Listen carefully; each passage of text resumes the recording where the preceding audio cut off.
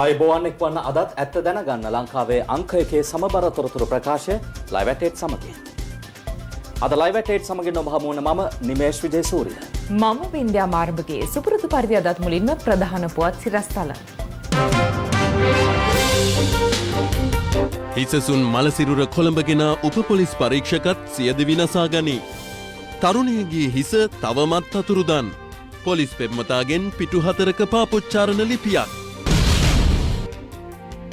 කාදිනල් හිමියන්ගේ කළු ඉරිදාවට පාර්ශව රැසක සහාය.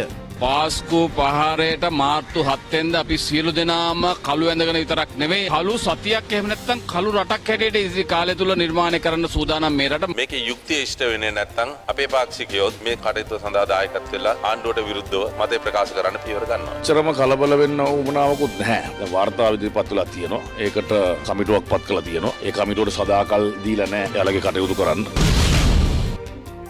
ඉරණතිව් දූපතේ කොවිඩ් දේහ බොහොමදානයට ප්‍රදේශවාසීන්ගෙන් ප්‍රබල විරෝධයක්.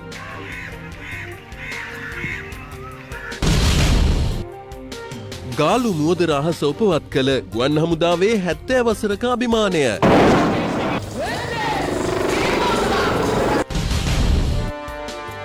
LPL තරඟ පාවාදීමේ චෝදනාව ගැන සචිත්‍ර සේනානායකගෙන් විශේෂ විමර්ශන ඒකකයට ප්‍රකාශයක්. කිසිම අගෑරීමක් කරලා නැහැ. කොළඹ වේල්ල වීදිය ප්‍රදේශයේ තිබී හමු වූ හිසකඳින් වෙන් කළ තරුණියගේ ඝාතනයට සම්බන්ධ සැකකාර උපපොලිස් පරීක්ෂකවරයා බඩල් කුඹුර ප්‍රදේශයේ පිහිටි ඔහුගේ නිවස ආසන්නයේ රබර් වත්තකදී සියදිවි නසාගෙන තිබෙනවා. ඝාතනයට ලක් වූ තරුණියගේ හිස මෙතෙක් සොයාගෙන නොමැති අතර මෙලෙස ඝාතනයට ලක්ව තිබුණේ කුරුවිට ප්‍රදේශයේ පදිංචිව සිටි 30 හැවිරිදි කාන්තාවක්. කොළඹ වේල්ල වීදිය ප්‍රදේශයේ දමා ගොස් තිබූ ගමන් බෑගයක තිබී හිස නොමැති කාන්තා මලසිරුරක් සොයාගත්තේ පෙරේදා දහවල් කාලයේදී. කිසියම් පුද්ගලයෙකු විසින් එම බෑගය එම ස්ථානයට රැගෙන එන ආකාරය CCTV දර්ශන ඔස්සේ දක්නට ලැබුණු අතර පසුව සිදු කළ පොලිස් විමර්ශනවලදී අනාවරණ වුණේ හංවැල්ලේ සිට සැකකරු පෞද්ගලික බස් රථයකින් කොළඹ බලා පැමිණි බවයි. මේ අතර හංවැල්ල බස් නැවතුම්පල අසල තිබී ඝාතනයට ලක් වූ කාන්තාවගේ බවට සැක කෙරෙන කාන්තා ඇඳුම් සහිත බෑගයක් සොයාගත් අතර එහි තිබූ ලේඛන කිහිපයක් ඔස්සේ පොලිස් විමර්ශන ක්‍රියාත්මක වුණා. ඒ අනුව තහවුරු වුණේ මෙලෙස ඝාතනයට ලක්ව ඇත්තේ කුරුවිට ප්‍රදේශයේ පදිංචි දිලිනි යසෝමා ජයසූරිය නැමැති 30 හැවිරිදි අවිවාහක තරුණියක් බවයි. පියා අහිමි දෙදරු පවුලක බාල දියණිය වූ දිලිනිගේ එකම සොහොයුරා කුරුවිට ප්‍රාදේශීය සභා මන්ත්‍රීවරයෙක්. ඇය පසුගිය 27 වැනි සෙනසුරාදා රාත්‍රියේ නිවසින් පිටත්ව ගොස් ඇත්තේ මිතුරියන් පිරිසක් සමග ශ්‍රීපාද වන්දනාවේ යන බව පවසමින්. රෝගී තත්ත්වයෙන් පසුවන දිලිනිගේ මව තවමත් මග බලා සිටින්නේ ශ්‍රීපාද වන්දනාවේ ගිය තම එකම දියණිය යලි නිවසට පැමිණෙන තුරුයි. අම්මට කල්පනාවක් එහෙමනේ අම්මයි දන්නේ නැහැ සිරිපාට ගිහින් එනකන් තමයි දැන් අම්මා බලාගෙන ඉන්නේ. නංගි ගෙදරින් ආවේ සෙනසුරාදා රෑ. ඒ වෙලේ මම්මත් අම්මා ගෙදරින් ඉන්නේ නමුත් එයා සිරිපාද යනවා කියලා බෑග් ලෑස්ති කරලා තිබුණා. ගෙදර එනකොට 9:00 විතර වුණා. ඒ ආපෙලා තමයි මම එයාට කෝල් කරේ. ඒ කෝල් කරපු වෙලාවේ එයා මේ ෆෝන් එක ආන්සර් කරේ නැහැ. ඊට පස්සේ එයා මට ගත්තා 9:50ට 55 විතර. ඒ මේ ගත්ත වෙලාවේ කිව්වේ යන ගමන් එතනත් ඉන්නවා. සැකකාර පුද්ගලයා බුත්තල පොලිසියට අනුයුක්තව සේවය කරන ප්‍රේමසිරි අධිකාරී නැමැති 52 හැවිරිදි උපපොලිස් පරීක්ෂකවරයෙක්. ශ්‍රීපාදේ යන බව පවසා නිවසින් පිටත් වූ දිලිනි සැකකාර උපපොලිස් පරීක්ෂකවරයා සමග හංවැල්ලේ පිහිටි ලැගුම් හලකට පැමිණ ඇත්තේ පසුගිය 27 වෙනිදා රාත්‍රියේයි. ඔවුන් එහි 106 වැනි කාමරයේ නවාතැන්ගෙන තිබෙනවා. මේ දෙන්න ආවේ 27 වෙනිදා රාත්‍රී 10ට. ඒ ඇවිල්ලා ගියේ පළවෙනිදා උදේ 10ට. යන වෙලාවේ පිරිමි පුද්ගලයා තමයි මංගාවට ඇවිල්ලා ඩෙන්ටි දෙකත් අරගෙන බිල ගෙවලා ගියේ. හැබැයි මෙයත් එක්ක ගෑනු කෙනා යනවා මම දැක්කේ නැහැ. ඊට පස්සේ උදේ 7:08 මාරත් අතර මට කෝල් එකක් ආවා. ඒකෙන් මගෙන් ඇහුවේ මේ ඩෙන්ටි ගත්තාම ඔබතුමිය ඩෙන්ටි දෙන්නම ලියනවාද කියලා. මං කෝ දෙන්නගෙම ලියනවා කියලා. ඔහු ඇහුවා මේවා මකන්න බැරිද කියලා. මං කෝ මකන්න බැහැ කියලා. කවුරුත් આવොත් දෙනවද කියලා ඇහුවා. මම කෝ පොලිසියෙන් આવොත් දෙන්න අපි බැඳිලා ඉන්නවා කියලා. ඊට පස්සේ ඔහු ෆෝන් එක තිබ්බා. ඒ ගෙනිස්ක ලොකු බෑග් එක එනකොට ගෙනාවද? නෑ එනකොට ගෙනාවේ නෑ. යනකොට ගෙනියනවා දැක්කා. ඒකයි මට ආපු කෝල් එකයි අතර ලොකු සැකයක් මට ඇති වුණා. ඊට පස්සේ තමයි මහත්තයා තීරණය කළේ මේ සියලුම විස්තර පොලිසියට දෙන්න ඕනේ කියලා. අද පසුරුවේ සිද්ධිය වූ ස්ථානයට පැමිණි අවිස්සාවේල්ල වැඩබලන මහේස්ත්‍රාත් හයසින්ත් මල්ලවාරච්චි මෙනවිය ස්ථානීය පරීක්ෂණය සිදු කළා. සැකකරු දිලිනි ඝාතනය කර ඇත්තේ ඔවුන් නවාතැන්ගෙන සිටි කාමරයේ නානකාමරය තුළදී. ඒ සඳහා සැකකරු හංවැල්ල නගරයෙන් පිහියක් මිලට ගන්නේ මේ ආකාරයෙන්. පසුව ඔහු නවාතැන්පලින් පිටව ගොස් යාබද වෙළඳ සැලකින් විශාල ගමන් බෑගයක් රැගෙන යන ආකාරය CCTV කැමරාවක මෙලෙස සටහන්ව තිබුණා.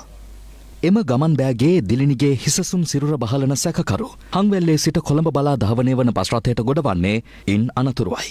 සිරුර සහිත බෑගේ වේල්ල වීදිය අතහැර දැමූ සැකකරු පසුව පිටත්ව ගොස් ඇත්තේ බඩල් කුඹුරේ පිහිටි තම නිවසට.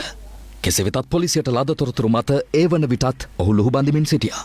මේ අතර සැකකාර උපපොලිස් පරීක්ෂකවරයා තම නිවස ආසන්නයේ පිහිටි රබර් වත්තක ගසක තමන් හැඳ සිටි කලිසමෙන් එල්ලී සිය දිවි නසාගෙන ඇති අතර ඒ අසල වස බෝතලයක්ද වැටී තිබුණා.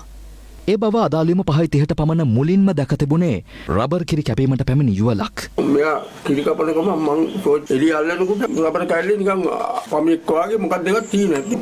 පස්සෙන් නිකන් පල්ලහට වගේ කළු පාට වගේ මෙයාට අඬ ගැහුවා මං. මං ඊට පස්සේ ගිහිල්ලා බලනකොට මෙහිම මහතට ලොකුයිනේ. ගහේ එලිලා. පේනවා එලිලා. උදේ කීයටද? උදේ 5:00ට විතර ඇති. සිද්ධිය වූ ස්ථානයට පැමිණි මොනරාගල මහේස්ත්‍රාත් සචිනි අබේසේකර මෙනවිය ස්ථානීය පරීක්ෂණය පැවැත්වුවා. සැකකාර උපපොලිස් පරීක්ෂකවරයා ජීවිතයෙන් සමු ගැනීමට පෙර තම බිරිඳට පිටු 4කින් යුතු ලිපියක් තබා ගොස් ඇති අතර එහි ඔහුගේ ගිණුම්වල රහස්‍ය අංක මෙන්ම තමන් මෙවැනි තීරණයක් ගැනීමට මුල් වූ හේතුවද දක්වා තිබෙනවා. මට සමාවෙන්න. මගේ ජීවිතේ මගේ පවුල ඒ එසේ වෙද්දී එස්සයි අංකල් කිය මගේ මිතුරෙකුගේ දියණියක් මට ලං වුණා. පස්සේ ඔයාටත් ළමයින්ටත් එක්ක බනින්න පටන් ගත්තා. ආදරේ කිය ඉඳලා මට වෛර කළා. මට එපා වුණා. නවත්තමු සම්බන්ධ කිව්වා. එහෙම බෑ කියලා නොඑක් දේ කළා. දැන් මම නීතියෙන් වරදකාරයෙක් වෙලා. කවුරුත් නොදන්න තැනකට ගිහින් මේ දේ කරගන්න තිබ්බා. ලෝක ගැන නොදැන නෙමෙයි මම මේවට පැටළුනේ. ඒත් දැන් ඉතිරිලා නැහැ කිසි දෙයක්. ඒක මගේ වරද. ප්ලෑන් කරලා කරපු දෙයක් නෙමෙයි. මගේ ළමයි තුන්දෙනා එක්ක සතුටින් ඉන්න. මට සමාවෙන්න. කොළඹ පොලිස් මෘත ශරීරාගාරයේ තබා තිබෙන හිස නොමැති කාන්තා සිරුර හඳුනා ගැනීම සඳහා දිලිනිගේ සොහොයුරා එම ස්ථානයට පැමිණියා. ස්වරූපයේ තියෙන විදිහෙන් සාමාන්‍ය මට අඳුරාගත්තා. නමුත් දැන් මගේ අම්මගේ DNA පරීක්ෂණ කරන්න ඕනේ කිව්වා. නංගිගේ මේ සම්බන්ධය දැනගෙන කියනවා. සම්බන්ධයක් කියන්නේ එහෙම දෙයක් තියෙනවා කියලා හරියටම දැනගෙන කියන්නේ. නමුත් ඔය කියන පුජ්‍යලයාගේ අනිය සම්බන්ධයක් තියෙන කාන්තාවක් මට දැන්ට මාස කීපයකට පෙරදී කතා කරලා කිව්වා අපේ ගෙදර එන්න ඕනේ කිව්වා. යාට මං කිව්වා එන්න ඕනේ නැහැ. මං නංගිගෙන් අහලා එහෙම දෙයක් තියෙද කියලා මං බලලා කියන්නම් කියලා. නමුත් මං නංගිගෙන් අහුවා නංගි කිව්වා පිස්සුද එහෙම සම්බන්ධයක් නැහැ කියලා. නමුත් එයා බොරුවක් කිව්වද කියලා දන්නේ නැහැ. එම පුද්ගලයාගේ දුරකථන ජාල විස්තර අනුව අනාවරණය වෙනවා.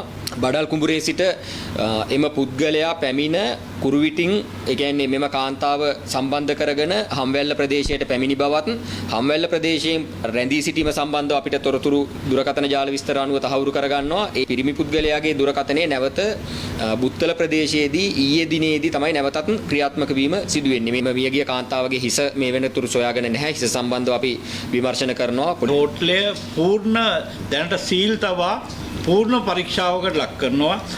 ඒ සම්බන්ධව විශේෂිත දැනුමක් තියෙන නිලධාරීන් ගිහිල්ලා තියෙනවා. ඒ වගේම අපි රජයේ රස පරීක්ෂකවරයා කැඳවලා ස්ථානය පූර්ණව විමර්ශනයකට ලක් කරනවා. පාස්කු ඉරිදින ත්‍රස්ත ප්‍රහාරයේ පසුපස සහරාන් හෂීම් පමණක් නොව තවත් ජාත්‍යන්තර හස්තයක් හෝ කුමන්ත්‍රණයක් පැවති බවට ඒ පිළිබඳව සොයා බැලීමට පත් කළ කොමිසම හමුවේ පාර්ශව රැසක්ම කරුණු පෙන්වා දී තිබෙනවා. සහරාන්ගේ බිරිඳ විසින් ලබා දුන් සාක්ෂියටද ඊට අදාළ කරුණු ඇතුළත්. අද පාස්කු ප්‍රහාරයේ අවසන් වාර්තාවේ ගමන් මඟ විශේෂාංගයෙන් සොයා බලන්නේ ඒ පිළිබඳවයි. අවසන් වාර්තාවේ ගමන් මඟ පාස්කු ඉරුදින ත්‍රස්ත ප්‍රහාරයේ මහා මොලකරු කවුද? මේ ඒ දවස්වල බොහෝ දෙනෙක් අහපු ප්‍රශ්නයක්. පාස්කු ඉරුදින ප්‍රහාරය පසුපස සිටින විදේශ මැදිහත් වීම සම්බන්ධයෙන් ඒ පිළිබඳ සොයා බැලූ ජනාධිපති කොමිසම හමුවේ කරුණු රැසක් කෙලිවී තිබෙනවා. ඉන් එක් අයෙක් අබු හින්ද් නැමැති ඉන්දීය ජාතිකයෙක්.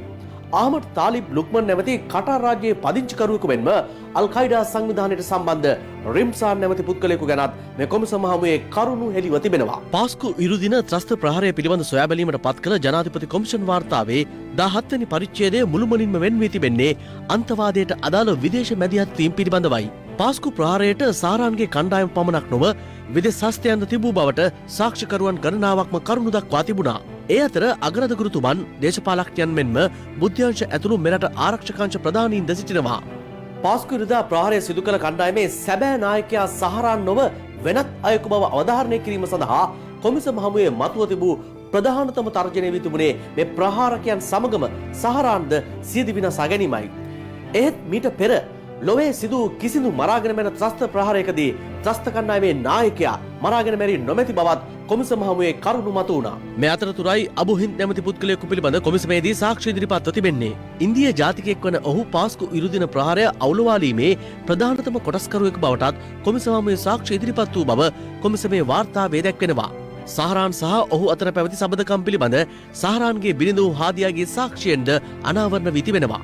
ඇගේ සාක්ෂියට අනුව 2017 වසරේ අගභාගයේ සිටම සහරාන් සහ අබු හින්ද් අතර සබඳතා පවත්වා ඇති අතර නෞෆර් මෞලවි හා අබු හින්ද් අතරද sannivedana කටයුතු සිදු වී තිබෙනවා.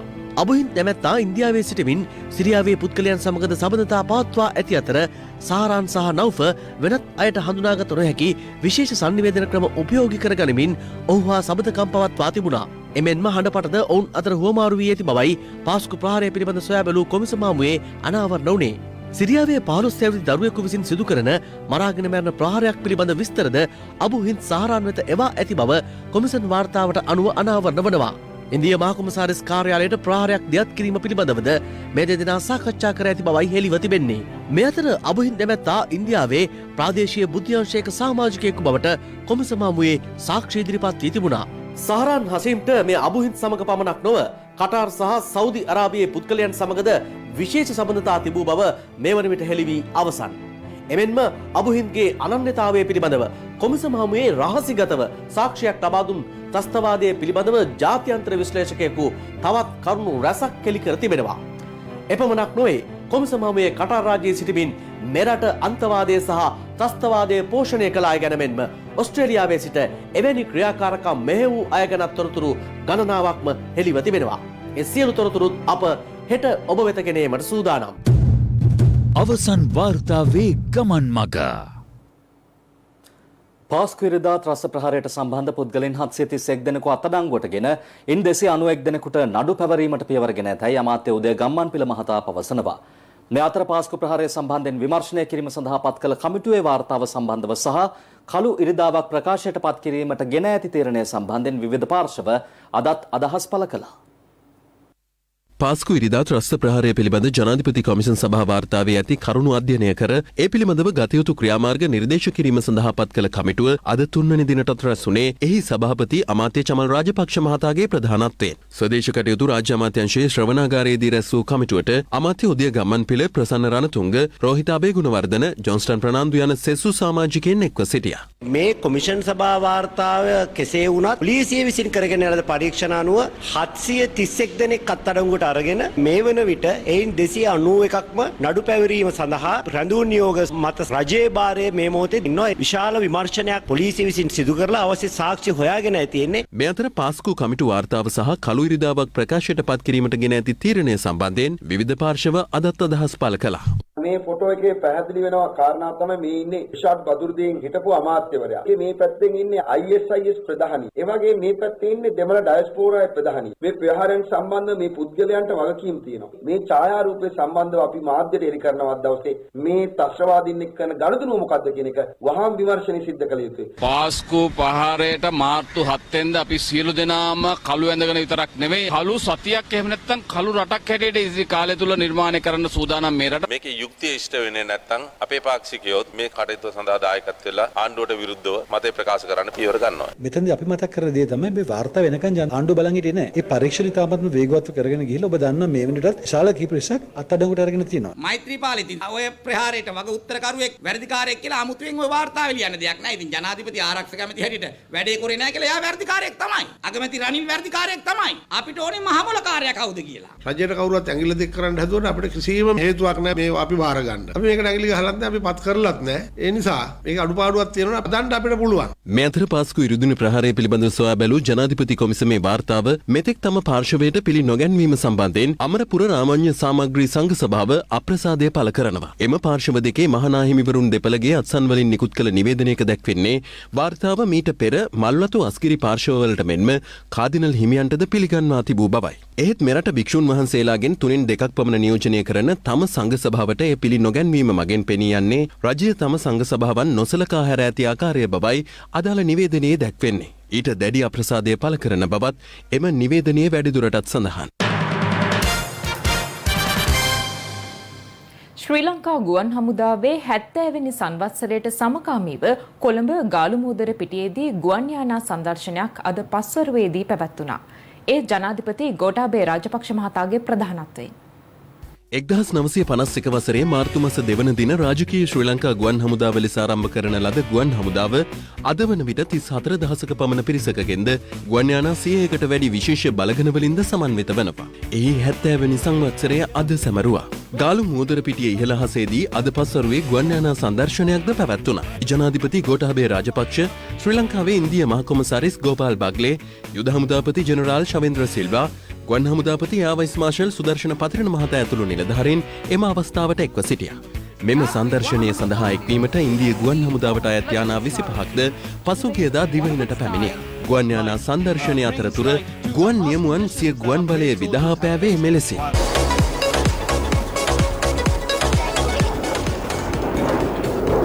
Beware, ladies and gentlemen, a beautiful and pulsating sound march.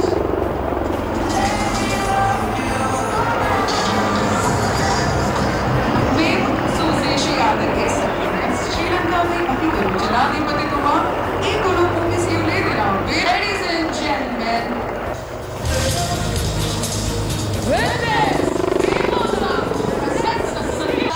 and we present this garment to all the beautiful ladies who are witnessing the display.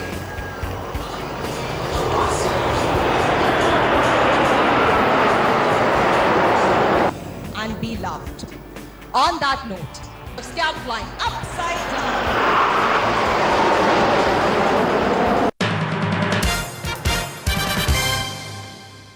Corona ආසාදිතව මේ යන පුද්ගලයන්ගේ මෘතදේහ භූමදානයට අදාළ මාර්ගෝපදේශ සකස් කර අවසන් බව සෞඛ්‍ය සේවා අධ්‍යක්ෂ ජෙනරාල් වෛද්‍ය අසල ගුණවර්ධන මහතා පවසනවා. එම මාර්ගෝපදේශ අද දිනය තුළ නිකුත් කිරීමට නියමිතව තිබුණා. මේ අතර කොරෝනා ආසාදිතව මේ යන පුද්ගලයන්ගේ මෘතදේහ ඉරණතිව් දූපතේ භූමදානය සඳහා රජය ගෙන ඇති තීරණයට විරෝධය පළ කරමින් කිලිනොච්චි සහ ඉරණතිව් වැසියන් පිරිසක් අද දිනේ විරෝධතාවක නිරත වුණා. කොරෝනා ආසාදිත මෘතදේහ වළදැමීම සඳහා ඉරණතිව් දූපත හඳුනාගෙන ඇති බවට ඊයේ පැවති කැබිනට් තීරණ දැනුම් දීමේ මාධ්‍ය හමුවේදී කැබිනට් ප්‍රකාශක අමාත්‍ය කෙහෙලේ රඹුක්වැල්ල මහතා පැවසුවා. කොරෝනා වෛරසය ආසාදනය වී මිය යන පුද්ගලයන්ගේ මෘතදේහ භූමදානය සඳහා ඉරණතිව් දූපතේ සකසා තිබූ වලවල් දූපත් වාසීන් විසින් වසා දමා දූපතට මෘතදේහ ගෙනීමට විරෝධය පළ කරමින් අද ඉරණමාතා නගර වෙරළ තීරයේදී විරෝධතාවක නිරත වුණා. මේ විරෝධතාවයට කිතුණු ආගමික නායකයින්, දේශපාලන නියෝජිතයින්, දූපත් වාසීන් ඇතුළු පිරිසක් එක්ව සිටියා. அரசாங்கத்துக்கு எடுக்கப்பட்ட இந்த தீர்மானம் நீக்கப்பட வேண்டும். රජයගත් මෙම තීරණය වෙනස් කරගත යුතුයි. අපි සෑම ආගමකටම ජාතියකටම ගරු කරන ආදරය කරන අය. නමුත් අපේ භූමියේ මෘත ශරීර වළදැමීම යන්න අපේ දෛනික ජීවිතයට ගොඩක් බලපෑම් එල්ල කරන කාරණයක්. එනිසා අපි මේකට විරෝධය පළ කරනවා. උලග සුගාදාර அமைப்பின் சட்ட விதிகளுக்கு அமைய ලෝක සෞඛ්‍ය සංවිධානයේ නිර්දේශයන්ට අනුව භූමදාන කරන්න පුළුවන් ඒ ස්ථානවලම. ඒ හින්දා සෞඛ්‍ය ක්‍රමවේදයන්ට අනුව ඊට ගැළපෙන තැනක වළදමන්න. ගාල්ලේ මැරුණ කෙනෙක්ව ඉරණදීව ගෙනල්ලා වළදානවා කියන එක ගැළපෙනවද කියලා බලන්න. මේ පුංචි දූපතේ අපි දීවර පවුල් 417කට වැඩි පිරිසක් ජීවත් වෙනවා. මේ දූපත විනාශ කරන්න එපා. කෙසේ වෙතත් කොරෝනා ආසාදිත මෘතදේහ වළදැමීම සඳහා ඉරණතිව් දූපතට අමතරව මන්නාරම, පුත්තලම, ඔට්ටමාවඩිය ඇතුළු තවත් ස්ථාන 6ක් පිළිබඳව රජයේ අවධානය යොමු තිබෙනවා. මේ අතර කොරෝනා ආසාදිතව මේ යන පුද්ගලයන්ගේ මෘතදේහ ආදාහනයට අදාළ මාර්ගෝපදේශ සකස් කර අවසන් බව සෞඛ්‍ය සේවා අධ්‍යක්ෂ ජෙනරාල් වෛද්‍ය අසල ගුණවර්ධන මහතා පවසනවා. එතකොට ඒ දූපතේදී මෙම භූමදානය කිරීම සඳහා එක මරණයකට ඥාතීන් දෙදෙනෙකුට සහභාගී වීම සඳහා අපි අවසර ලබා දෙනවා. විරාමෙන් අනතුරුව තවත් දේශීය පුවත් කිහිපයක් වෙතටයි අවධානය. විශ්වවිද්‍යාල පහසුකම් වැඩි දියුණු කිරීම සඳහා අවශ්‍ය අමතර ප්‍රතිපාදන ලබා දෙන ලෙස අග්‍රාමාත්‍ය මහින්ද රාජපක්ෂ මහතා අදාළ අංශවලට උපදෙස් ලබා දී තිබෙනවා. ඒ විශ්වවිද්‍යාල ප්‍රතිපාදන කොමිෂන් සභාව සහ සියලුම විශ්වවිද්‍යාලවල උපකුලපතිවරුන් සමග පැවති සාකච්ඡාවකට සහභාගී වෙමින් සෞභාග්‍ය දැක්ම ප්‍රතිපත්තියට අනුව මෙවර වැඩිපුර බඳවාගත් සරසවි සිසුන්ට සාපේක්ෂව විශ්වවිද්‍යාලවල පහසුකම් වැඩි දියුණු කිරීම සඳහා අවශ්‍ය අමතර ප්‍රතිපාදන ලබා දීමට කටයුතු කරන ලෙස අග්‍රාමාත්‍ය මහින්ද රාජපක්ෂ මහතා උපදෙස් ලබා දී තිබෙනවා. විශ්වවිද්‍යාල ප්‍රතිපාදන කොමිෂන් සභාව සහ සියලුම විශ්වවිද්‍යාල උපකුලපතිවරුන් සමග අරලියගහ මන්දිරයේදී පැවති සාකච්ඡාවකට එක්වෙමින් අග්‍රාමාත්‍යවරයා මේ බව සඳහන් කළා. මේ වසරේදී විශ්වවිද්‍යාල සඳහා සිසුන් 41000ක් බඳවාගෙන ඇති බව විශ්වවිද්‍යාල ප්‍රතිපාදන කොමිෂන් සභාව සඳහන් කළ අතර මෙවර තවත් වැඩිපුර සිසුන් 10588ක් බඳවාගෙන ඇත්තේ පළමුවරට බවයි ඔවුන් පෙන්වා දෙන්නේ. මේ නිසා විශ්වවිද්‍යාල සිසුන් වෙනුවෙන් දැනට ලබා දෙන මුදල් ප්‍රතිපාදනවලට අමතරව අධීර කිහිපයක් යටතේ අතිරේක මුදල් ප්‍රතිපාදන විශ්වවිද්‍යාල පද්ධතියට ලබා දීමට උපදෙස් ලබා දෙන ලෙස අග්‍රාමාත්‍යවරයා වැඩිදුරටත් සඳහන් කළා. මේ අතර විශ්වවිද්‍යාල ප්‍රවේශය ලබා ගැනීමට නොහැකි වූ විශිෂ්ට සාමර්ථ්‍ය ලබාගත් දරුවන් වෙනුවෙන් ඉසඩ්ඩගේ මත යම් වැඩපිළිවෙලක් ක්‍රියාත්මක කළ යුතු බව අධ්‍යාපන අමාත්‍ය මහාචාර්ය ජී.එල්. පීරිස් මහතා පෙන්වා දුන් අතර ඊට විසඳුමක් ලෙස ප්‍රතිපාදන ලැබෙන්නේ නම් කොතලාවල ආරක්ෂක විශ්වවිද්‍යාලයට එම සිසුන් බඳවා ගැනීමේ හැකියාව ඇති බව කොතලාවල ආරක්ෂක විශ්වවිද්‍යාලයේ උපකුලපති මේජර් ජෙනරාල් මිලින්ද පීරිස් මහතා පැවසුවා. ඒ අනුව ඊට අදාළ අමාත්‍ය මණ්ඩල සංදේශයක් ඉදිරිපත් කරන්නයි අග්‍රාමාත්‍යවරයා අධ්‍යාපන අමාත්‍යවරයා හට උපදෙස් ලබා දුන්නා. කොරෝනා වසංගත තත්ත්වයත් සමග දිවයින පුරා පාසල්වල අධ්‍යාපන කටයුතු වෙන හිටියා. මේ හේතුවෙන් වාර්ෂිකව දරුවන්ගේ දක්ෂතා ඇගීම් ක්‍රියාවලියද తాවකාලිකව නවතා දැමුවා. පවතින වාතාවරණය යටතේ සෞඛ්‍ය ආරක්ෂිත ක්‍රමවේද අනුගමනය කරමින් සුවිශේෂී ආකාරයට කොළඹ විශාඛා විද්‍යාලීය වාර්ෂික ත්‍යාග ප්‍රදානෝත්සවය පසුගියදා සිදු වුණා.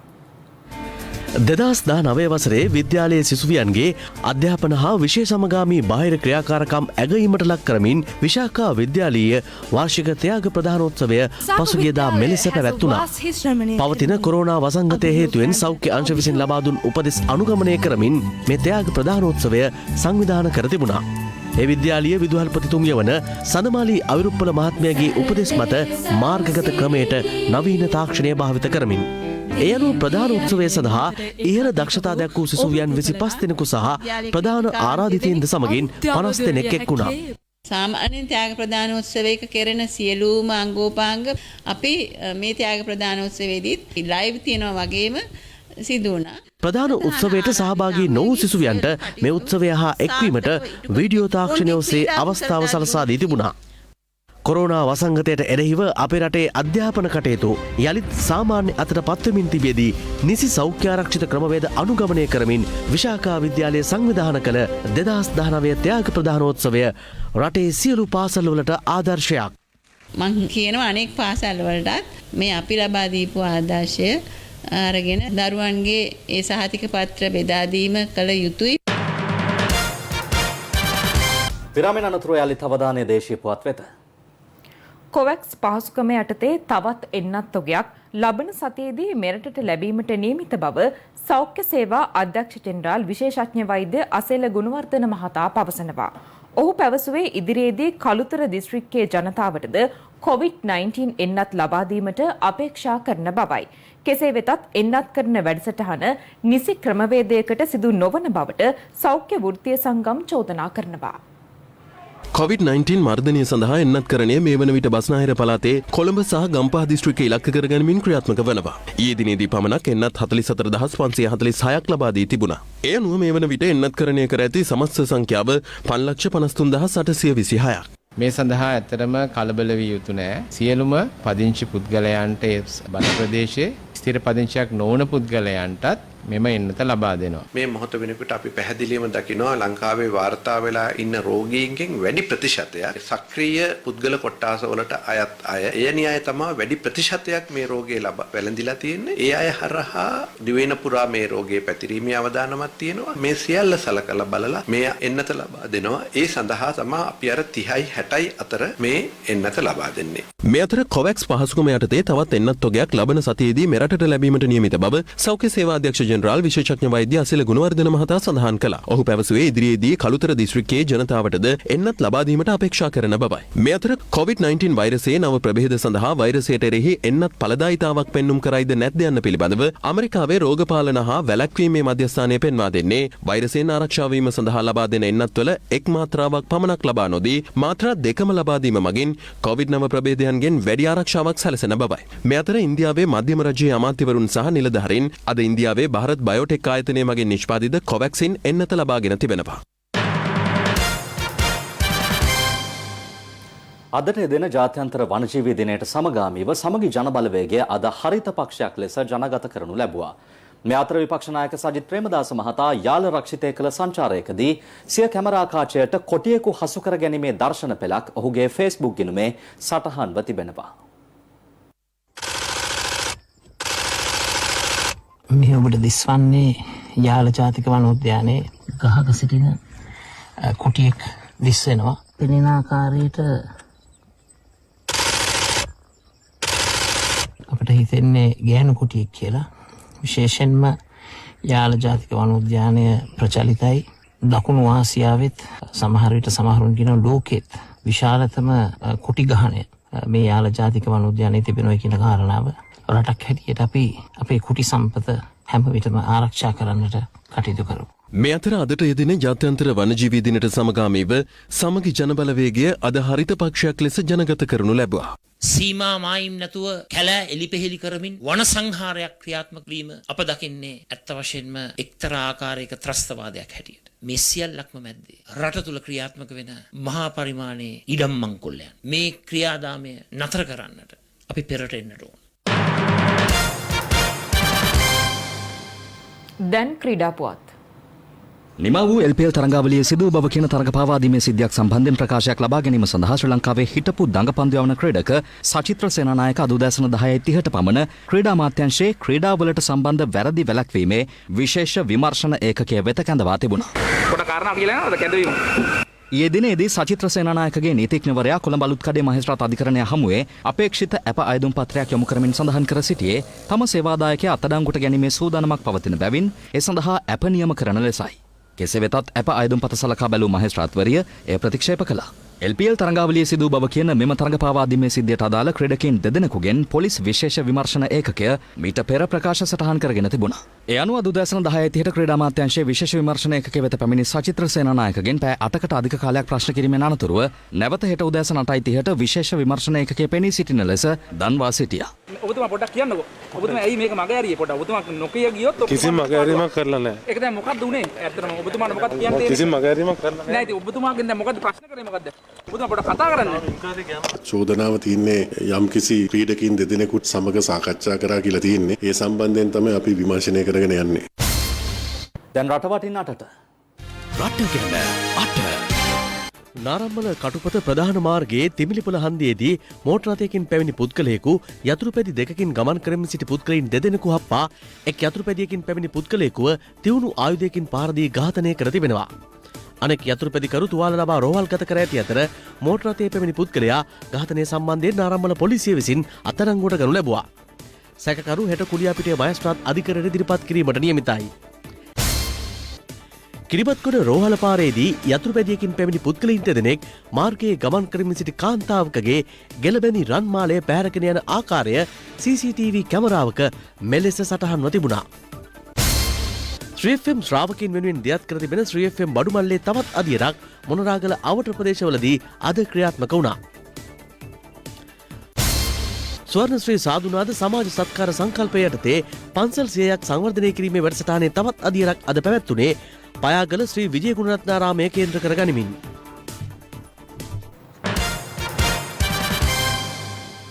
ඒ සමගින් ලයිව් ඇටේට අදට අවසන්. ඔබට සුබ රාත්‍රියක්.